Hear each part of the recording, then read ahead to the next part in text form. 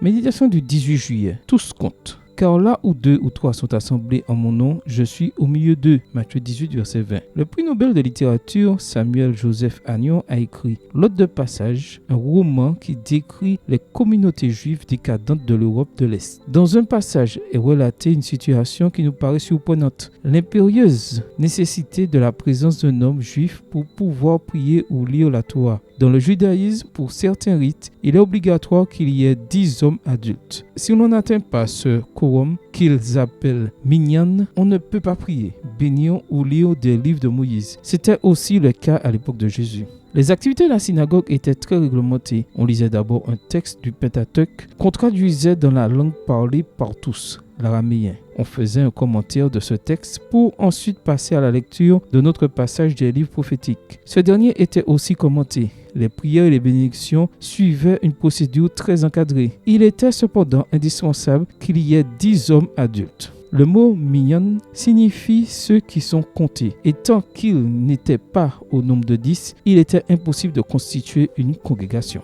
Un jour vint un jeune rabbi qui fit tomber toutes ces règles de fonctionnement. Là où 2 ou 3 sont assemblés en mon nom, dit-il, je suis au milieu d'eux. Une phrase hérétique aux oreilles des docteurs de la loi parce qu'elle impliquait, en outre, qu'il était Dieu. Une phrase révolutionnaire pour les bureaucrates de la religion parce qu'elle affirmait que la présence divine n'exigeait que la simplicité et l'intérêt. Avec 2 personnes, pour Jésus, il y avait déjà une église. Il ne fallait rien de plus que 2 personnes et Jésus, seulement cela. Nous devons comprendre que tout est beaucoup plus simple que beaucoup de nos protocoles et règles doivent se résumer à un peu de chaleur de notre relation avec le Christ. Jamais d'obstacle nous empêchant de nous approcher de lui, comme le dit Ellen White. Dieu a une église. Ce n'est pas la grande cathédrale, ni l'institution nationale, ni les différentes dénominations. C'est le peuple qui aime Dieu et garde ses commandements. Là où 2 ou 3 sont assemblés en mon nom, je suis au milieu d'eux. Même lorsque le Christ se trouve parmi quelques humbles âmes, il s'agit de son Église, car la présence du Très-Haut et du Saint des Saints, dont la demeure est éternelle, peut seule constituer une Église. Extrait du livre Levez les yeux en haut, 28 octobre, page 307. Jésus est la clé dans notre vie. C'est curieux parce que pour Dieu, dans l'Église, tout se compte. Amen. Bonne journée à toi et que le Seigneur te bénisse.